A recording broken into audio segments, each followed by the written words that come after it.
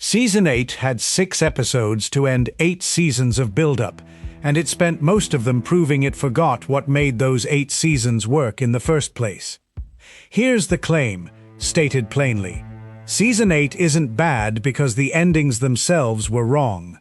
Most of the actual destinations, Jon killing Daenerys, Bran on the throne, the North independent, are defensible, even interesting choices. Season 8 is bad because of how it got there.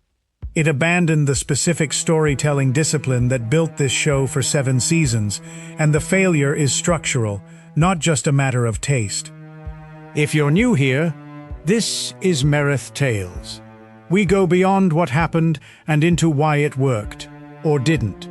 Subscribe now, because by the end of this video, you'll be able to point to the exact mechanical difference between the show that hooked you and the show that lost you. Let's start with efficiency, because that's where the collapse begins. Early seasons had an impossible job. Introduce dozens of characters, multiple kingdoms, a dense political system, and make all of it clear without ever pausing to explain itself. And it managed that by making almost every scene do double or triple duty, advancing plot while building character, while teaching you the world, simultaneously, in the same handful of lines. Season 8 has the opposite problem. It has 6 episodes and almost nothing left to set up. Every character is established. Every kingdom is known. All that's left is payoff. And instead of using that freedom to slow down and let scenes breathe the way the mystery and politics seasons once did, the show sprints. Winterfell to King's Landing, a journey that took the better part of a season in year 1, now happens in what feels like an evening. That's not just a pacing quirk. It's a symptom. When travel stops taking time, the world stops feeling like a world. It starts feeling like a chessboard being cleared for the final move. Watch what that costs you specifically in the back half of this season. Daenerys' turn toward destruction needed the same patient construction the show once gave to something like Ned Stark's downfall. Dozens of small scenes, each one adding a little more pressure, until the ending felt inevitable rather than sudden. Season 8 instead compresses years of psychological erosion into essentially 1 episode's worth of grief. The pieces are technically all there across the show's run. The show simply doesn't take the time, in this final stretch, to let you feel them accumulate the way it once would have. That's the efficiency problem in reverse. Early seasons had too much to do, and found a way to make every scene count. Season 8 has too little time relative to the emotional weight it's trying to deliver, and instead of slowing its own pace to match, it keeps the breakneck rhythm of a show that still thinks it has all the time in the world. Now let's talk about dialogue, because this is where the shift becomes almost embarrassing to watch closely. Good dialogue, at its best in this show, always did 3 things at once. It revealed character, moved plot forward, and taught you something about the world without ever feeling like homework. Listen to how much of Season 8's dialogue does exactly one of those jobs, and only barely. Characters state their feelings directly instead of revealing them through subtext. Jon Snow spends much of his final season saying, in one form or another, that he doesn't want to be king. It's true to the character. It's also said so many times, so plainly, that it stops functioning as characterization and starts functioning as a placeholder for characterization. The show doesn't have time to actually dramatize. Compare that to how the show used to handle reluctant power.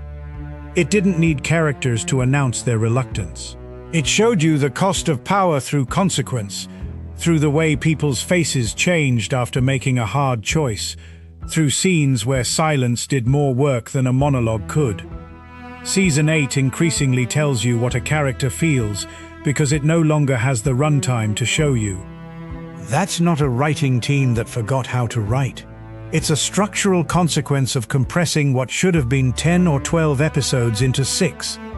Dialogue that once did triple duty gets flattened into dialogue that does one job, poorly, under time pressure. Nowhere is that compression more visible than in King's Landing itself, in the episode built entirely around Daenerys' final choice. Consider what that sequence is actually being asked to carry. It needs to complete a 5-season arc of loss and isolation. It needs to reckon with the political reality of a queen who has just watched her closest allies die one by one.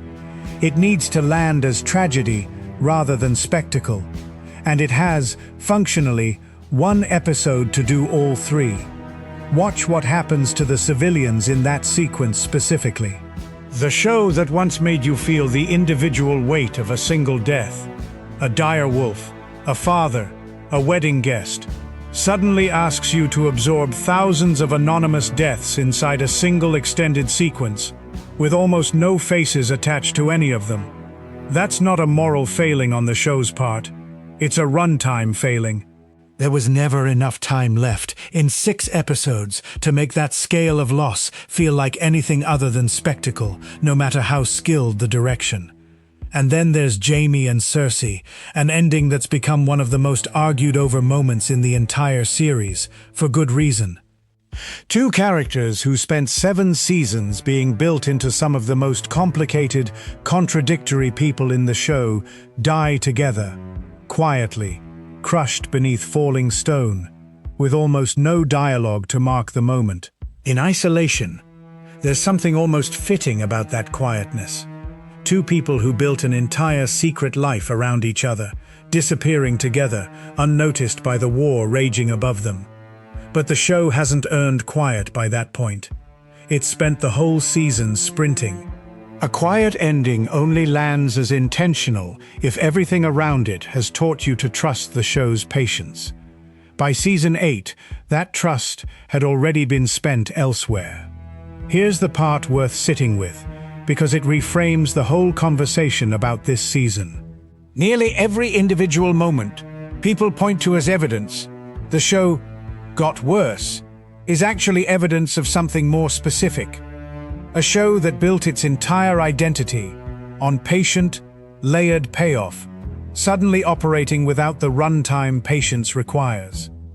The Battle of Winterfell is the clearest example. Visually ambitious, genuinely tense in places, and also the moment where the show's commitment to consequence, the thing that made deaths in this universe feel earned rather than convenient, visibly strains under the need to preserve its remaining named characters for 2 more episodes of plot.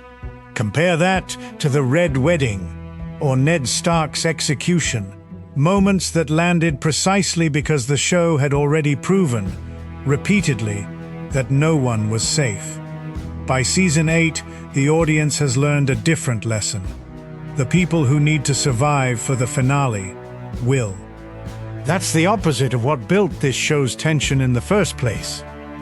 Now, the ending itself, separated from the execution that got you there.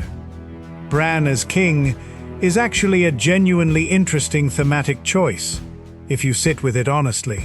A story about the corrupting weight of power ending with a ruler who's arguably given up the parts of himself that power usually corrupts. His personal desires, his personal grief, even most of his personal identity, is a real, defensible piece of thematic architecture. There's something almost elegant in it. The one character who wanted nothing personal from the throne is the one the surviving lords choose, precisely because he's the only one they trust not to want anything from it. That's a genuinely sharp piece of political logic, and it's consistent with everything the show has taught you about power corrupting almost everyone who touches it. The problem, again, isn't the idea. It's that the show gives you almost no time to sit with Bran's transformation before asking you to accept its consequences. We don't watch him become the three-eyed raven so much as we're told, occasionally, that it happened. A choice this thematically rich deserved the patient construction the show once gave to far smaller character turns. Jon exiled back to the Wall, choosing duty and distance over the throne he never wanted, rhymes with exactly the kind of ending this show has always seemed to be building toward for its most honorable characters. Daenerys' fall, in isolation, following the pattern the show had actually laid across her entire arc, is not the betrayal of character many people initially felt it was. The problem was never really the destination. It's that a show which spent its best seasons proving patience always outperforms shock, spent its final season proving the opposite by necessity, not by choice. 6 episodes simply cannot carry the weight that 7 prior seasons had built, no matter how sound the individual decisions being made inside those 6 episodes actually were. So here's the honest verdict, and it's less simple than the ending was bad. Season 8's failure isn't a failure of imagination. It's a failure of runtime discipline, applied to a story that had spent its entire life proving that discipline was the whole reason any of it worked. The show that once let a month pass on screen just so 2 characters could talk on a long ride spent its final season skipping continents in a single cut. The show that once needed 11 episodes to make Ned Stark's death devastating needed 1 episode to make Daenerys' fall feel, to many viewers, arbitrary, even though the groundwork had genuinely been laid. That's the real tragedy of Season 8. Not bad ideas, bad time, and a creative team that, faced with a choice between slowing down to earn its ending or rushing to deliver it on schedule, chose schedule. Season 1 taught you how patient this show could be, and rewarded you for paying attention.